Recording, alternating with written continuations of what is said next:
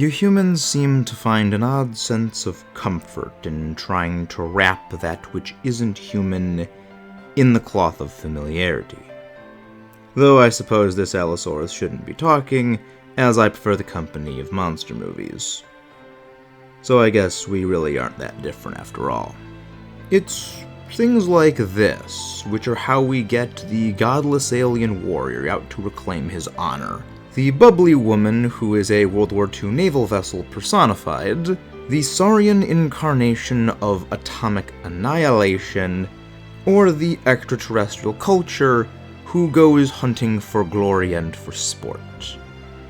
To simply the humble dinosaurs living as a simple nuclear family. Which I can verify is surprisingly accurate to how things were. It's through things like this that the terms humanizing and anthropomorphizing have come to no longer be used for what they actually mean. Or they fulfill an extremely narrow part of what they once meant. Humanizing today generally is used to refer to the times a character, generally something which is less than human looking, or is a much more morally dubious to outright amoral character, to have some reason for their actions, to endear us to the monstrous, and to sympathize the questionable, even if those already looked rather human to begin with. While anthropomorphize tends to refer to a rather specific form of art these days, when both of these quite literally mean the same thing: to make something more, or at the very least seem more human. It knows no moral alignment, just the application of human traits to a character, generally to expand their personality, or to give shape to a concept, or within a metacontextual sense, inside of the story, to give the characters a perception to rationalize why events beyond their understanding are happening. So, how is it that we've come to humanize the monster? I realize the irony of this video now that I have formally submitted the start of the VTuber model's first stages. So even I am humanizing myself for you. As for who am I? Just call me your dummy dinosaur. I'm Max Allo, your American Allosaurus. We talk kaiju, mechas, games, all sorts of assorted general nonsense and stuff and things on here. All the things that tickle that funtism that racks the back of your brain. If you enjoy what we do, don't forget to subscribe for more. Leave your comments and the thoughts below on what you'd like to see us do. And right down there, leave a like for the video. And what is it that you think is the best humanized non-human character? I will admit, this video was partially prompted by Predator Badlands, the redesign of the Predator, and how much of the defense of it has been the need to soften it, to allow it to take on the role of a protagonist. After all, classic Predators do look pretty freaky.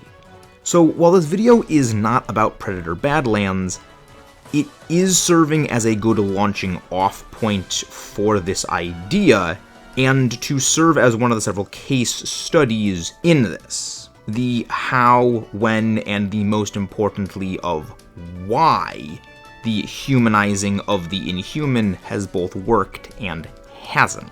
Since, of course, humanization can take many forms, be it facial emoting, tone of voice, body language, and even small mannerisms that may seem insignificant in the moment. Changing the face doesn't necessarily change the actions. I am genuinely starting to believe that this video is cursed, since, as working on it, Toho announced a new Godzilla anime. A boy possessing Godzilla's power. However, whether this is truly humanizing Godzilla, as in making him human, or simply the boy has Godzilla's powers, we don't know. Since if Godzilla is his own distinct identity, say something like the tailed beast's Jinchuriki from Naruto, this really wouldn't apply.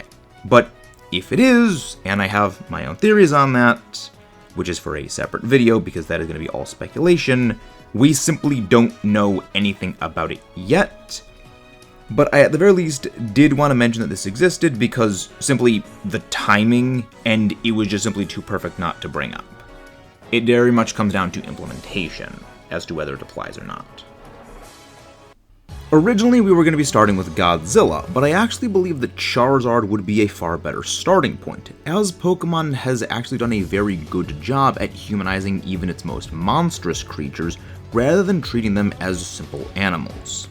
For this reason, I believe that Ash's Charizard is actually the most complex and layered of all the characters within the anime, possessing far more personality than even most of the humans in that series. After his initial abandonment by his original trainer Damien, quite literally being left for dead in the middle of a storm and being rescued by Ash and rehabilitated back to health, this is meant to endear us and sympathize us to the newly acquired member of the team, and Charmander actually takes quite willingly to his new adoptive trainer, even rejecting when Damien comes back, recognizing how disingenuous he is about wanting his old Charmander to return to him. However, it is through the evolution into Charmeleon that he begins to grow an ego, being deliberately disrespectful and outright disobedient to Ash's commands, having decided his new trainer was unfit to command him, going so far as to even attacking Ash and becoming exceptionally petty, simply being a prideful, arrogant jerk. From at this point onwards, all he would ever care about is getting a good fight. Likely, and to a degree tragically, because of his abandonment for his perceived weakness, power is all that he respects now. Quite literally, the entire reason he evolves into Charizard is actually because after being sent out to fight Aerodactyl in Attack of the Prehistoric Pokemon, Aerodactyl swats him to the side and brushes him off. With his ego bruised and wanting, once again, a good fight, he evolves into Charizard, further deepening this arrogance, pride, and ego. At no point during that battle, despite the fact that Aerodactyl is carrying Ash, does he express any care for Ash's safety, in fact even getting a little bit of friendly fire on Ash.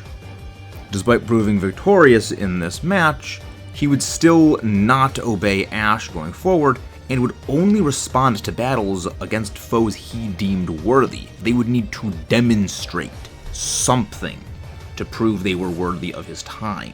Things as extreme as Blaine's Magmar quite literally stopping a volcanic eruption on his own was enough to inspire Charizard to want to fight him, when previously disregarding any interest in fighting Blaine or his team. It is this disobedience and loafing around that actually disqualifies Ash from the Kanto League. Sheer pettiness at deeming an opponent unworthy of his time prompts him to fly off and take a nap. Charizard wasn't stupid, he was just arrogant, actually expressing a significant degree of intelligence to deliberately and spitefully disobey his trainer. However, this behavior nearly gets Charizard killed. As a result of blowing off Ash's instructions, he ends up picking a greater fight with a Poliwrath with ends up freezing him, something which also nearly extinguishes his tail flame, which, as we know, the extinguishing of a Charmander family's tail flame will kill them. It also succeeds in dropping Charizard's body temperature to very lethal levels. The only thing that kept Charizard alive was the fact that Ash stayed up all night until his hands were raw, rubbing him to keep him warm and tending fires to thaw him out. After surviving until the next day, Charizard reflects on how much of a petty jerk he had actually been to Ash, and that this was actually the second time he'd saved Charizard's life. With a newfound respect and loyalty, he would obey Ash going forward, but he would never shed his pride nor his lust for battle, displaying the same recklessness at picking fights in Charasific Valley. However, he would, on a dime, immediately leave Charasific Valley after seeing Ash's need for assistance when facing Entei in Spell of the Unknown, flying clear across Johto just to aid his trainer in battle. It's actually more characterization and depth than we've gotten out of most characters that are humans that can verbalize things in entire series in the past couple of decades. Compare Charizard to Shimo from Kong the New Empire. Despite the overwhelming forced sympathy that we are shown with her, it utterly fails to humanize her. This is because there is no substance to her personality or character. Simply, see, Scar King is abusing her, feel bad for Shimo. And getting a single head pat from Kong at the end of the movie, it is genuinely impressive just how little character she actually has, despite that being pretty much her and Kong's movie. Showing that sympathizing with a character doesn't actually humanize them. This is a large part of why I would say Godzilla is one of the most human characters there is. After all, he encompasses wrath, sadness, as well as compassion, respect. As a creature born of your hubris and ignorance, it was always a creature of suffering, a tragic lone survivor until they retcon that, an unstoppable rage-filled confusion lashing out at the world that took everything from it. However, at the same time, it was openly stated to be a victim, just as much as humanity was of its wrath. A later Godzilla, which would show up after the unfortunate demise of the first, would still feel much of the same things. Humanity would be his foe regardless. And it was only in Ghidorah the Three-Headed Monster, during a conversation between him, Mothra, and Rodan, translated by the Shobijin, that we began to understand far more insight into Godzilla, something that was beyond the destruction he wrought, and more of his psychology. When Mothra asked him to help her in protecting humanity and Earth from Ghidorah, he simply states how humanity hates him. They come after him with their tanks, their missiles, and their bombs, their armies, just simply for existing. What reason should he have to help them? Despite the fact that both Rodan and Godzilla will not aid her in battle, Mothra goes off to face the three-headed demon alone. Something which both kaiju know would certainly be a death sentence for the larval moth. Unable to just sit idly by, and recognizing that they may hate humanity, but Earth is their home as well. If Ghidorah destroys everything, he's gonna destroy them as well, or even an understanding that they had just sent someone off to their death who was a better person than they were. They joined the fray, fighting alongside one another to drive back the three-headed galactic roving destroyer. They fought not for humanity, but for their own reasons. This was the first stage in really the growth of Godzilla and the humanizing him to be a more positive force, though not leaving behind the destruction that inspired him. The significantly greater turn in his personality, displaying a much more cheerful side, came in the movie that followed, Invasion of Astro Monster, after Godzilla and Rodan once again tag-teamed to defeat Ghidorah and drive him back on Planet X. This is the first time we see Godzilla express joy. He celebrates their victory, jumping up and down in what today is seen as a relatively goofy dance, but something that speaks to Godzilla is not just rage and pain. He, like all things, yearns for more. Something beyond this suffering. Companionship. And he had finally found that. These are elements of his characterization that would be carried on even into future continuities, such as the later Heisei era. This drive to show Godzilla beyond just being a destroyer and a protector of his own reasons gave him Godzilla Jr.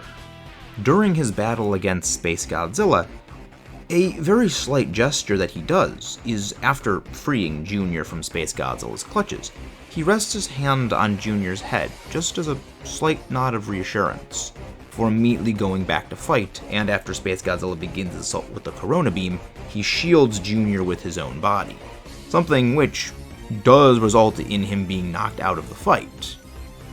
But he would rather be defeated and at least attempt to protect Jr. He expresses even mild to vast confusion in Godzilla vs. Mechagodzilla 2 at how the mechanical doppelganger shrugs off his atomic ray, being completely unaffected by an attack which was fatal to most other foes. And the true culmination of Heisei-era Godzilla's expressiveness comes in Godzilla vs. Destroya.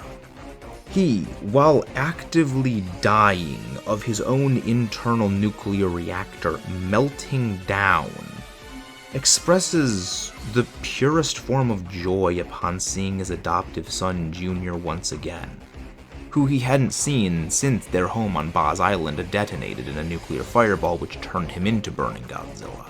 Just that little jump, hop, and wave that they do back and forth.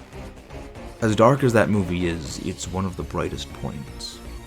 Though sadly, their reunion is only cut too short, as Godzilla sees his son brutally murdered by Destroya, the demon who laughs,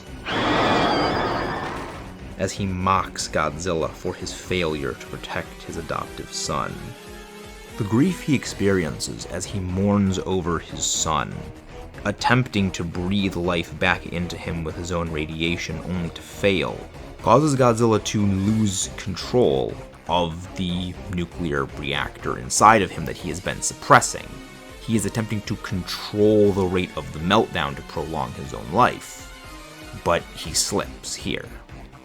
And once Destroya reappears, knowing that Godzilla is going to die, there is only one thing he resolves to do before the end comes. To make sure this demon falls. To avenge his son. And tragically, in his final moments, he would never realize that not only had he avenged him, he had allowed his son to return to life. The final act of a father. In less depressing characterizations, in Godzilla Final Wars, as Godzilla rampages across Earth, defeating the Exilians' controlled horde of monsters, Godzilla slays all of them, save for 3, these being his classic Showa allies of King Caesar, Rodan, and Anguirus. Even though we are never told this in film, Godzilla does this because he knows that they're just being mind-controlled. These are old friends of his. He knows they would not attack him unprovoked, and he spares them. All others, on the other hand, they're not so lucky. However, his mercy does not extend to the human forces that were actually leading him battle to battle, allowing him to liberate his home of the alien menace that had plagued them. He had allowed them to guide him earlier on, but now they were no longer of any use to him, and he moves to destroy them for entombing him in an icy prison for uncountable number of years. Though it is another one of an incarnation's sons which dissuades him, allowing him to let bygones be bygones if only for today, as thanks for helping him.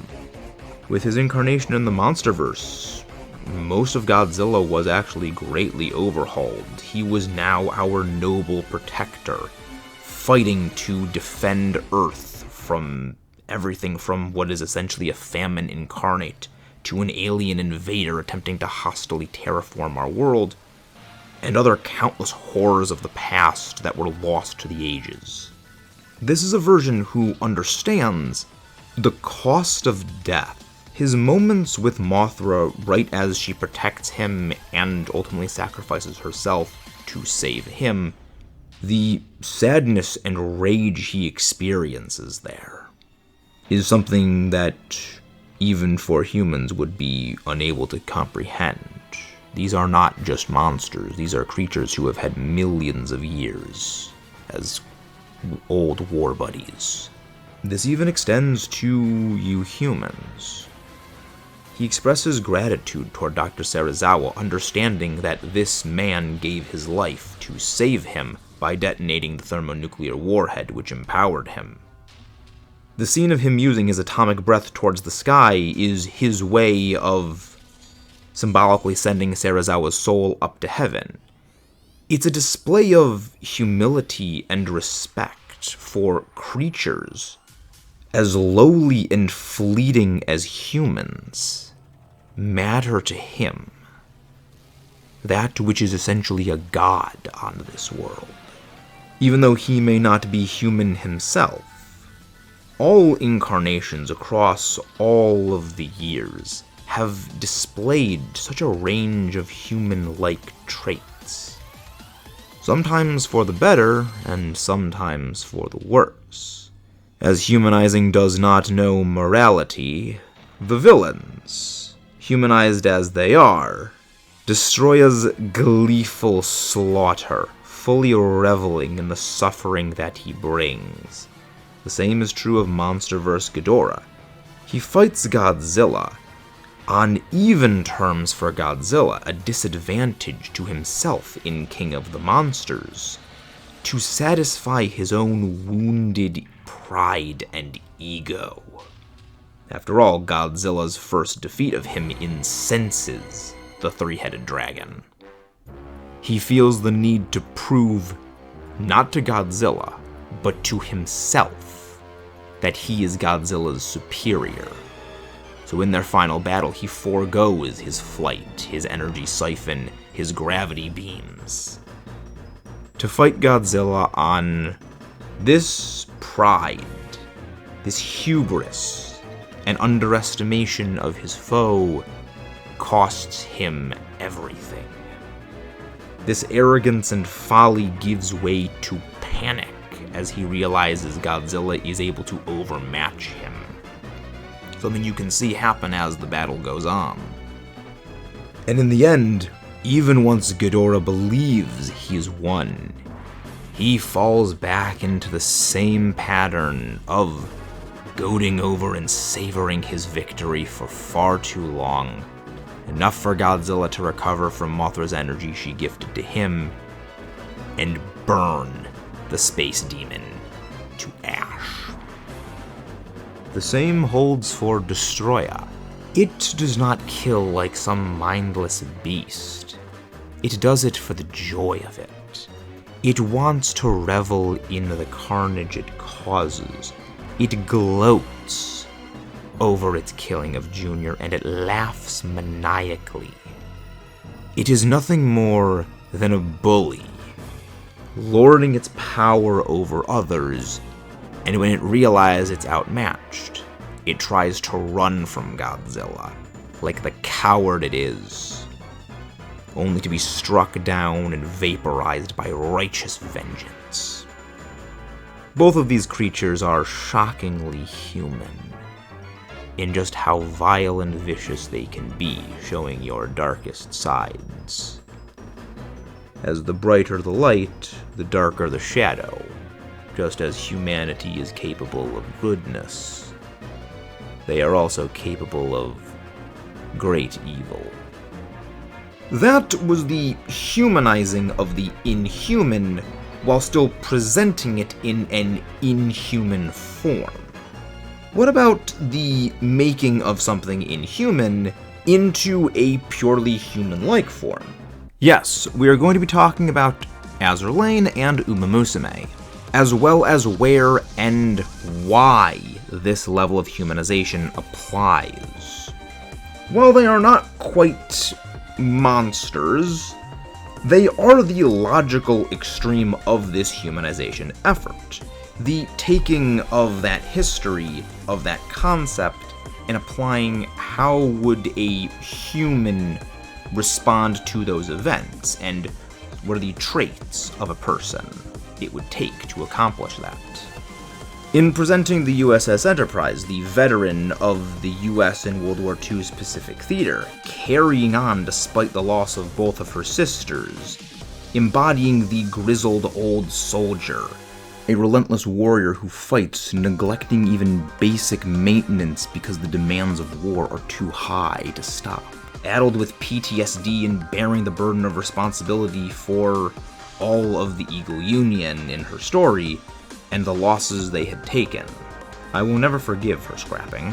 The changeover from the grim, how better to translate the indomitable Black Dragon, BB-62, the USS New Jersey, who, like all of her sisters, survived the war and were modernized numerous times, as well as receiving the most decorated career of any of the battleships during the Second World War, with 19 decoration stars, only one behind the aircraft carrier Enterprise for the whole of the Navy.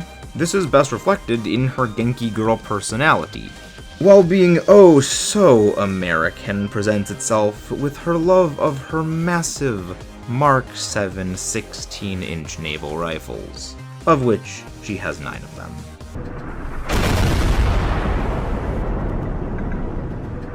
As well as the very sci-fi design and bunny motifs, alluding to the numerous modernizations she had gone through, and the, let's just say, morale-raising Playboy shows she played host to.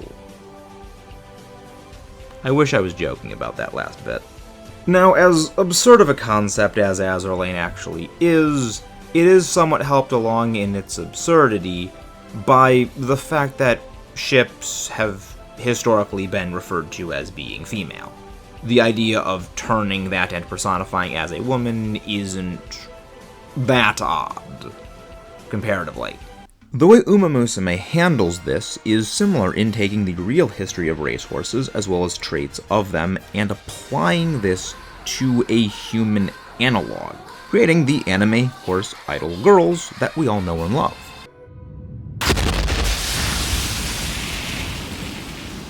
Ogre Cap is perhaps the best example of this handling, as Cinderella Grey shows a brilliant twist of their humanization and playing with the Grey Monster moniker. When on the racetrack, it heavily emphasizes the sheer terror and power her presence inspires in her opponents, portraying her as more of a ferocious creature than another racer. Everything from her posture being completely different, almost looking like she's running on all fours, shadowed, eyes blazing, as though she's some sort of predator chasing down first place. In keeping with this, they could have very easily made her off-the-track personality something much more akin to a loud, aggressive, and boisterous woman. Instead, they opted to make her more of a quiet and subdued kudere.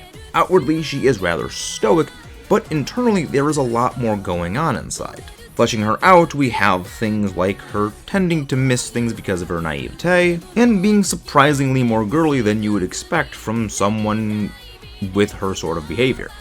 Mostly this is a juxtaposition of her on-racetrack behavior and off-racetrack behavior to show just how big this divide is.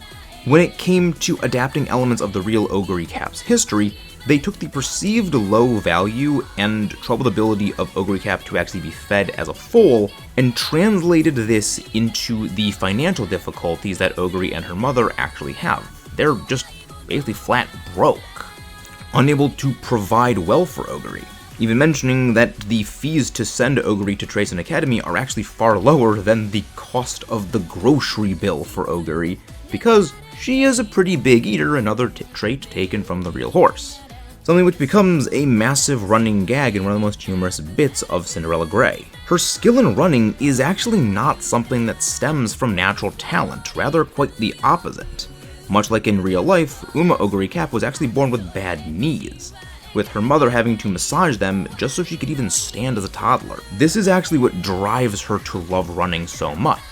It is because she simply has the ability to run that she runs so much, which allows her performance to be so stellar. Now, the real Ogre Cap did have quite bad knees, and was naturally quite gifted. But this shows how they took the real history and adapted and changed it to fit into a more human analog, blending history and narrative into something new when humanizing this character and their traits. Not just simply porting everything over lazily, or slapping a human face on something that already existed. They actually put effort into this. This is the exact reason why this humanization works. Not simply because the nature of the adaptation necessitates it. After all, these were very compelling stories, both in Azur Lane and Umamusume, of the actual horses and ships themselves, well before they were given this animeification. The parts that necessitated the more human-like characterization were the idle nature for Umamusume, and with Azur Lane, it was simply the logical extension of one of the manners in which ships are already referred to as and have been for centuries. While it did make these series far more approachable, the difference is that the anthropomorphization being perceived as necessary for approachability and investment from an audience at all was never the case. It was also never the reason why they were able to retain such a following. The visuals may grab attention, but to retain it requires true enjoyability in terms of content and writing. After all, these stories actually drove people to get interested in the original real-life stories that inspired them. That section needed to be shortened up quite a bit, since what's coming next is probably going to be the bulk of the video. And that is the Senghili from Halo, both in sense that they are actually derived from the Predators themselves, the thing which caused this video to be made. After all, the four mandibles, the cloaking tech, the plasma weapon affinity, high prizing of honor, even Arbiter's flashlight in his Arbiter armor is in the exact same placement and similar configuration of symbols to the Predator's plasma caster and targeting system. And the manner in which the energy swords are actually held is not that dissimilar to the displayed manner of Predator wrist blades when fully extended. But also, since they've actually been used for both heroes and villains within the Halo series with the same design. Okay, slightly altered because the art style shift, but they rightly received backlash for that. And that's not even including Rippa Morame, who actually uses the classic Senghili art style and was clearly a villainous Arbiter. And it was actually a redesign that applied to both the heroes and the villains at the same time as well. The beginning of this humanization of the elites is told mostly through the lens of Thel 'Vadamee, later known as the Arbiter. And yes, I know his name changed back to Thel 'Vadam after the Human Covenant War. His introduction is actually a very good juxtaposition of Master Chief, celebrated for his destruction of the Halo and the defeat of the Covenant at Installation 04, while the Arbiter is introduced by the heckling shame of the Covenant, and being quickly stripped of everything, his honor, his armor, and even his name, as well as being branded by the brutes. We get to see the Covenant in an entirely new light. The manipulations of the prophets, the hostility the brutes have for the elites, the greater elaboration of the honor the elites hold so dearly, and even the camaraderie between the grunts. As in one of the first missions, Artas of the Doom, later an ally to both humanity and the Arbiter, clearly shows he cares not for the Arbiter, only his men's life matters to him. And the Arbiter voices the same sentiment about himself. It's quite a striking display of humility from such a monstrous visage. And when I say monstrous, I quite literally mean monstrous. In the context of the series, he is a 7'10" dinosaur man, using what amounts to a lightsaber and clad in high-tech armor. And there is an entire race of these. If that is not monstrous, I don't know what is. Yet, as the story goes on, we are shown just how similar the elites are, and actually even the inner workings of the Covenant are, to humans. In fact, these similarities between the Covenant and humanity is actually not lost on the characters in story. In lore, it has actually been brought up to the prophets about potentially bringing humanity into the Covenant's fold, recognizing that despite the war going on, and humanity clearly being on the back foot, these displays of valor and honor, tenacity and courage that makes them be seen as almost worthy by their elite opponents. The reason why humanity is never brought in is due to them joining the fold would expose that the Covenant's entire religion was founded on a mistranslation of a Forerunner symbol, and the prophets do not want to relinquish their power because everyone would turn on them. So to preserve the lie, They ordained humanity must be extinguished. This is why after the Great Schism happens, the elites ally with humanity. Even members of the Covenant that were not the elites, like the Hunters, do this. It is through the forced partnership of the Arbiter and Master Chief with the Grave Mind on board Delta Halo that the Arbiter would have the revelation of the Prophet's lies. And following the full-on enacting of the Great Schism, he now seeks proper atonement. After all, he is someone who had destroyed 123 UNSC ships, glassed 7 human worlds, and over 1 billion lives were taken on his actions. His hands are by no means clean, and Sergeant Avery Johnson makes no bones about pointing this out to him in this quote.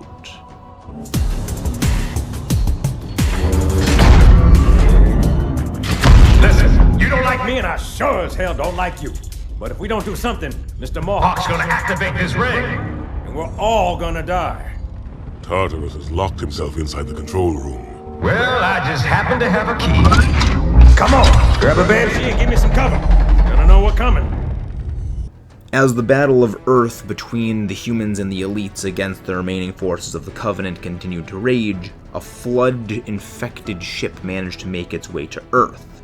Artas Vadum and his fleet of particular justice made their way to contain the outbreak, and resolved to fully glass the planet Earth, rightly stating how a single flood spore can destroy a species. Given his own particular encounter with the Flood, not only left him devoid of half of his jaws, earning him his signature nickname of Half-Jaw, but also the blow that severed those 2 mandibles was delivered by a Flood-infected version of his sparring partner. He is well aware the danger these creatures pose, as well as the Arbiter. However, it is only because of the Arbiter's counsel that he only glasses a portion of Africa, what becomes the Voi quarantine zone, sterilizing it of the parasite that sought to take root.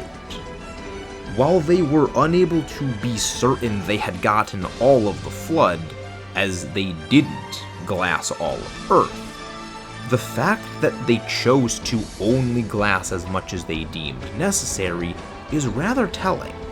Since, firstly, Artas Vadum was willing to listen to the Arbiter's word for such a grave matter as this, but also showing that they understand the value Earth has to humanity.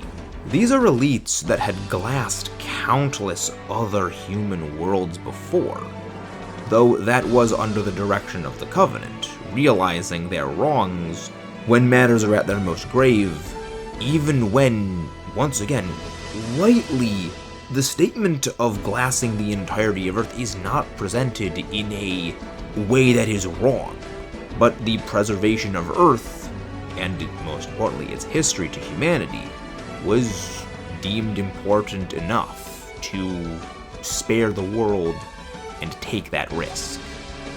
Even after the conclusion of the Human Covenant War, they still don't shy away from the cost the elites inflicted on humanity. Lord Hood directly mentions this to the Arbiter after he returns through the Ark portal. I remember how this war started, what your kind did to mine. I can't forgive you, but you have my thanks for standing by him to the end. Voicing he doesn't know if he can forgive their kind for what they did to humanity, whether he is referring to the elites specifically or the whole of the Covenant isn't exactly known, as well as, with regards to specifically the Arbiter, his thanks for standing by Master Chief up until the very end, as it was believed Master Chief was dead at this point. Though, the Arbiter says, "Were it so easy," the same words he said to Master Chief at the start of the game, when Chief held a gun to the Arbiter's head. before he knew that they were still on the same side. It is also believed that the Arbiter is the one that scratched the 117 into the Pelican Tailfin Memorial, showing how highly he thought of the former demon he worked alongside. All of this, and we are still able to get villainous Sangheili, Julim Dama, Chaklok, and Jagorodamnai, all with relatively the same design as the heroic Sangheili, showing that much more concretely, in the end, what matters most is the characterization, not really the design or human likeness of its face that truly makes something humanized. This is where we get into the Predator portion of this video, since Badlands is far from the first time the Predators have been featured in a protagonistic light. In fact, probably one of the earliest of these is Predator Concrete Jungle, where you play as a Predator who is dishonored and disowned, banished from his clan for failing a hunt and allowing Predator technology to fall into the hands of humans. To atone for this failure, he must cut down all who have used his technology, reclaiming it, and slaying this human attempting to become an artificial predator himself. After he does so, he is welcomed back into his clan with full honors, having atoned for his dishonors. And this is merely one in a very long string dating back to the original Predator of just the intrigue and humanization that exists with the Predators, the showing of the culture of these creatures. The original Predator is by far the most interesting character of the 87 movie. While giving absolutely no verbalization, we can very clearly see his character, the rules of the hunt, the prizing of the honor, and that they're actually just as fallible as humans are. We see the Predator bleed, in fact, actually performing a minor degree of surgery on itself to remove a bullet, and in the end being crushed under a log, and the self-destruct mechanism is merely the only honorable way a Predator can remove themselves after being defeated in a hunt. Alien vs. Predator 2004 actually gives us a much greater look at some of the idiosyncrasies of how Predator society works. We see 3 Predators who are unblooded being dispatched on a rite of passage trial. Here, their goal is to kill a singular xenomorph and prove that they are worthy to become a blooded predator. It all goes horribly wrong, and only among them, Scar survives. Though in the process of this, Alexa Woods manages to kill a xenomorph, and being acknowledged by Scar for managing to slay a xenomorph, he marks her as an honorary member of his clan in recognition of this skill. And we get some pretty interesting just communication between the Predator and her, with the Predator actually having to demonstrate the function of the wrist bracer self-destruct mechanism, and understanding that when they find her friend Sebastian cocooned to a wall, with a chest burster about to pop out any minute, acknowledging the importance of allowing her to be the one to mercy kill him, rather than him doing it himself, and expressing just disgust at the chest burster once it burst out by catching it in his hand and flicking its neck with his thumb to kill it. And though he falls in battle against the Xenomorph Queen, Lex Wood's assistance in defeating the Queen, throwing her into the ocean, where yes, she is still alive down there, is recognized by the Predator's clan, specifically the Predator Elder, as both an honorary member of the clan by her marking, as well as her skill in defeating a Queen Xenomorph by gifting her his custom combi stick as a trophy. Alien vs. Predator 2010 gives us a truly protagonistic Yautja, and one of the best incarnations. One that actually humanizes the Predators in a far greater degree while still retaining the distinct flavorings of the Yautja. Playing as Dark, a newly promoted elite who is dispatched after 5 young bloods who are undertaking their own trial to become blooded predators send out a distress beacon, and the Predators, discovering to absolute revulsion the desecration of one of their temples, the deaths of 2 of these young bloods, and a full-blown xenomorph infestation on the planet. All of which actually are initiated by Specimen 6, the xenomorph you play as in her campaign of that game, who also kills Dark's superior, Wolf, creating the Abomination, a pred alien the young elite swears to slay, cleansing this infestation while avenging his fallen brothers by arming himself with their weapons, carrying on their fight. We also find records of the very first victory over the Serpents, as the Azur refer to them as. The reason why this is such a masterful way of telling things is that the subtitles initially appear in Predator script before rearranging themselves into English so we can understand them, as well as the just language used still feels distinctly Predator. They don't use the same terms that the Marines or the Queen uses when referring to the Rookie and Specimen 6 respectively. It gives you a far better understanding of Predator society and culture than we've ever had in most of these forms of media. Now, that is not to say that I don't think this humanization is an absolute good, as attempts to overly humanize things have not gone well for some things. The best example of this I can actually think of is Metroid, something which actually became a meme in and of itself, though not in the games it initially appeared in, as back in Metroid 2: The Return of Samus, you encounter a baby Metroid after defeating the Queen. This is the last remaining Metroid. It actually follows Samus around, and in the remake of this game, it actually opens up doorways and other inaccessible places to you to, well, give you 100%. It helps you in battle against Ridley in the final battle as well. And the whole reason why this happens is Samus can't bring herself to kill this newly hatched Metroid. So she endeavors to hand it over to scientists so hopefully they can use some of the Metroid's energy siphoning capabilities for good. The next time we encounter the baby, it's no longer just a small Metroid. In fact, it actually appears attempting to kill Samus, only to, right before it ends you, realize what it did and shamefully run away, hiding from this tragic mistake it almost made. But during the final battle with Mother Brain, once Mother Brain has gained the upper hand and is about to strike a final blow, the baby reappears, trying to drain the energy out of Mother Brain to give Samus an opportunity to recover. In fact, gifting the energy that it stole from Mother Brain to Samus to recharge her. Though this would sadly be the baby's final act, as it is slain by Mother Brain for its defiance of her will. All of that doesn't really seem like that bad.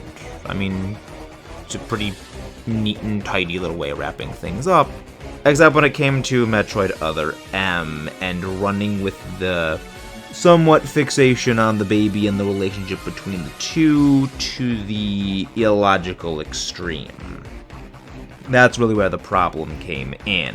This was an attempt to overly humanize that relationship. I have not played Other M, and I do at some point plan to, but I am aware that that kind of is like the entire plot of the game revolves around that idea. It's the attempt to take a feature of a character and essentially turn that into all that there is. There's actually something that is derived from the original inspiration for the Metroids, the Xenomorph Queen, who is herself partially humanized, though in such a way that we are not meant to at all sympathize with her, only understand that there is far more to the Xenomorph. They are still violent creatures that live only to breed, kill, and twist worlds into their own habitation. It serves to further show us the horror behind them, that these are not dumb animals. There is a central guiding intelligence, a society that they build upon the deaths of every single creature used to create one. The Queen herself is a vastly intelligent being, recognizing the threat that Ripley's weapons pose to her, as well as valuing the lives of both the warriors and individual facehuggers and eggs, telling them to stay their hand and not attack Ripley. This whole final confrontation is actually a parallel between these two mothers, as Ripley came to save her newly adopted daughter, Newt, from the Hive, and the Queen wants to keep her Hive safe by not having a potential fight which would cost her her brood. However, it also could be noted that the Queen is defenseless while sitting upon her throne, and not wanting herself to be caught in the crossfire. Even if it is something as absolutely simple as her recognizing there are two potential hosts here, and potentially more of her own Hive would be lost in an attempt to capture these two, it still shows a striking amount of intelligence behind those non-existent eyes. This is dialed up even greater during their final battle, and the parallels further intensify. These are two mothers who've actually lost their entire family at the hands of the other's kind. The atmospheric processing plant went nuclear and destroyed the Queen Xenomorph's entire Hive, until Aliens Colonial Marines retconned that. Though the reason the Queen pursued Ripley is because she went all guns blazing on the central inner chamber of her Hive, and Ripley herself having lost her daughter while in cryosleep for 70 years because of the first Xenomorph she encountered. Just the facial features and the stare-downs between these two characters convey everything you need to know. It's kind of amazing, especially considering this was a puppet. This isn't CGI. This alone has given more characterization to something than other series have just done in whole for the entire Aliens franchise. This one moment. It's a freaking work of art. Jurassic Park has kind of an interesting way, to say the least, with handling this. In The Lost World, they do the whole very heavy-handed, humans are the real monsters bit. And this is much more to sympathize us to the dinosaurs without actually really humanizing them. The most we get out of this is during the InGen hunters' deliberate mistreatment of the dinosaurs, locking them up in the tiny cages, and breaking the junior Tyrannosaur's leg, specifically to bait in the mother and father buck-doe Tyrannosaurs. And once the good humans release all the herbivores out of their cages, they completely tear apart wrathfully the InGen camp.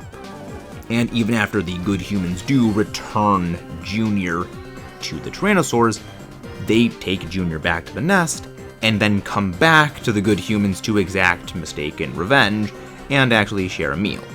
Really, the only humanizing we get is they are wrathful and family.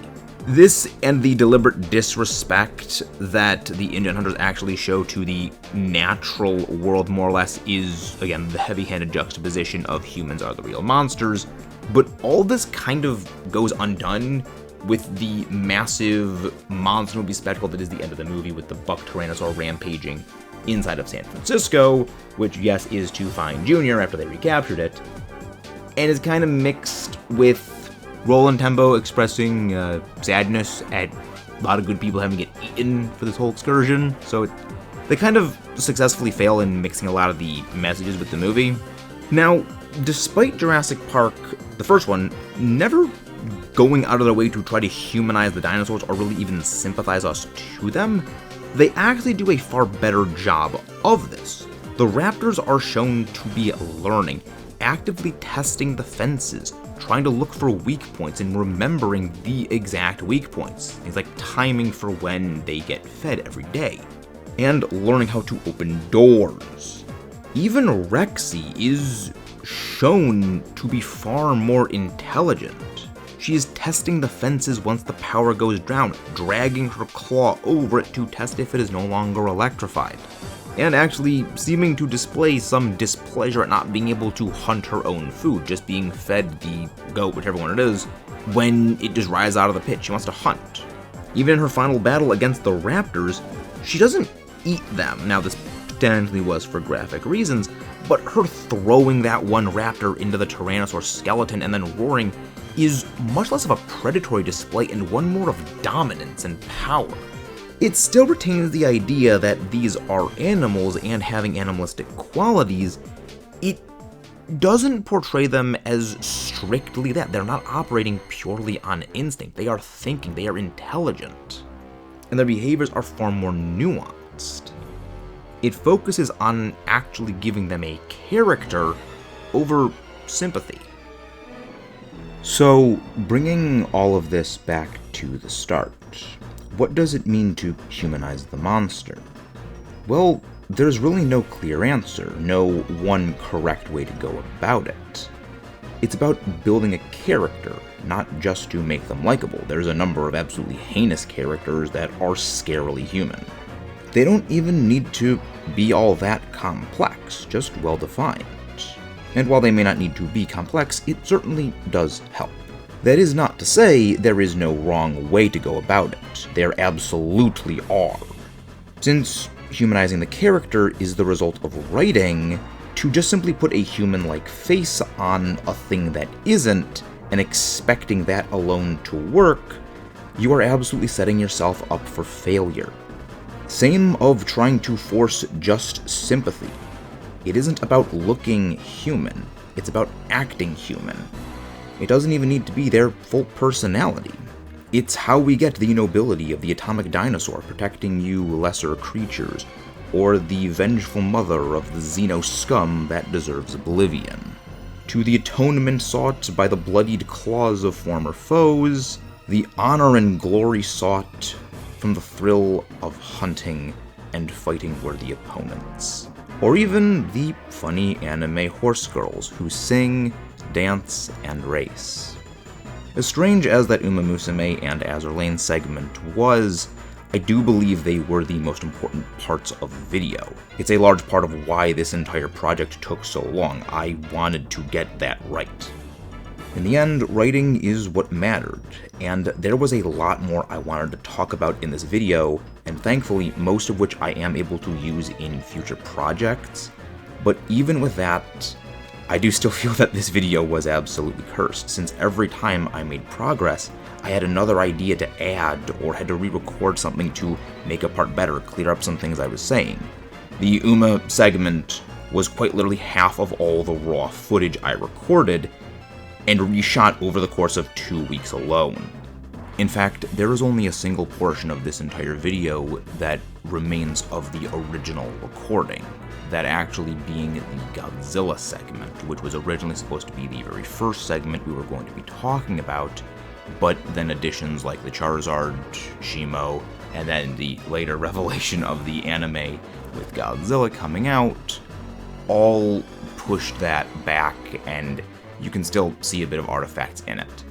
It was one of those things that there is that little bit of a disjoint, but to go back and redo that entire portion again would only be for a very slight little bit of a correction. So I hope you guys don't really begrudge me keeping that portion in the video, because overall it would have just taken even more longer to actually do this. I mean, I haven't posted a video in a month since this coming out. The last one we did was Happy Birthday Godzilla, which was November 3rd.